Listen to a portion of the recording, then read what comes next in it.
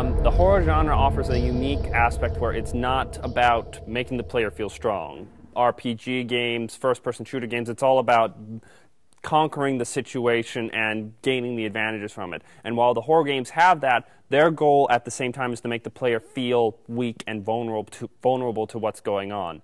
What is really cool about the horror genre is the possibility to experiment with people emotions. So if we take other genres like FPS or action games, the emotions that they enable on the player are some basic emotions, but they're other than what the story can carry on the side of drama. The gameplay itself just produces basic emotions from the human behavior.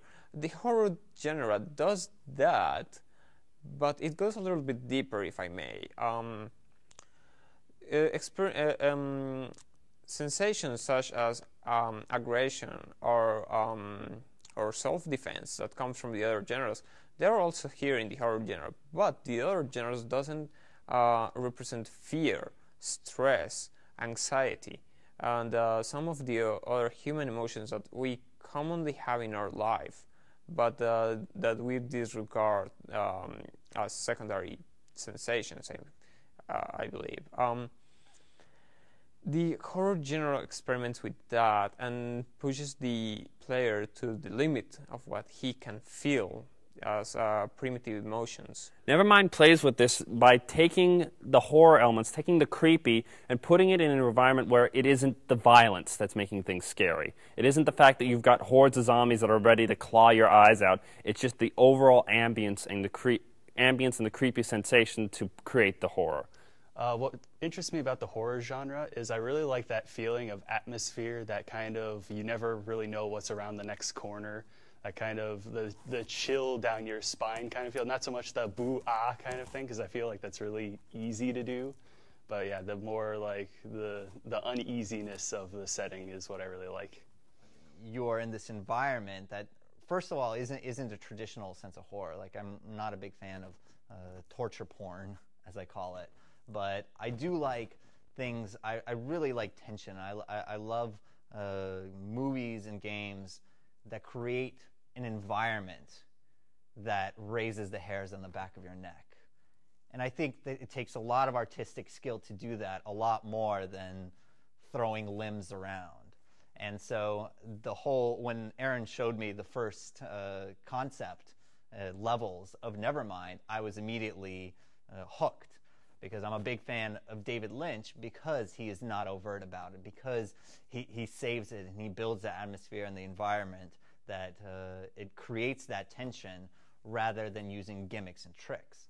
And that's my favorite part about playing Nevermind, is that you get into this immersive environment that is at the same time seductive visually and then horrifying in other times. And you get into a point where you never know what's around the next corner, and you know that there's going to be something new, but you don't know if it's going to be something purely horrifying or something childish or something creepy or something calming.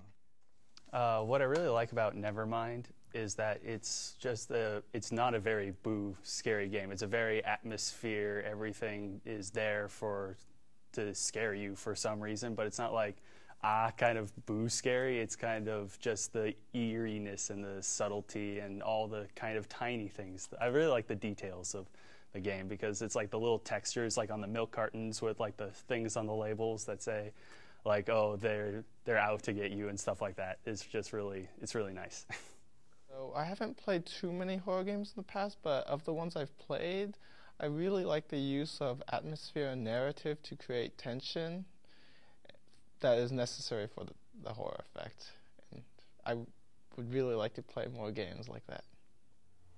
Well, it really breaks it down into two different types, and we're using a lot of the shock sort of fear that we can see that immediate reaction going back to that heart rate. We can see that change, and it's very marked by just introducing something to them that they weren't expecting. So it's more of a jump.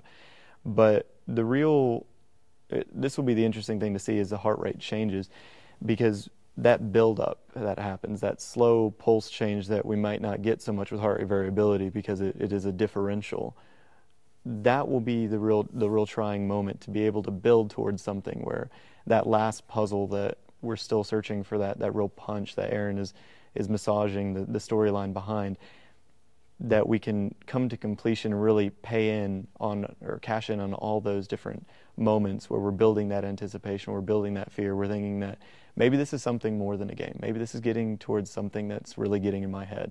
So whenever we put them there, to really start thinking about how it's affecting their lives, not maybe even just this video game that they're playing, but what's going on while I'm paying attention to the game. How can we get at them, and what is this person really relating this to their real life? And I think in that sense, by not just scaring them as in having a statue turn around and kind of shriek at them, but really having them think about, what did it mean for that girl that's having to go through this game, and I'm trying my best not to make sure we don't get any spoilers, but what did it mean for who we're going through and we're trying to help in this game? What did that situation mean to them, and what, and by extension, does it mean for us as we're going through it? So really building those story-driven elements of fear and horror.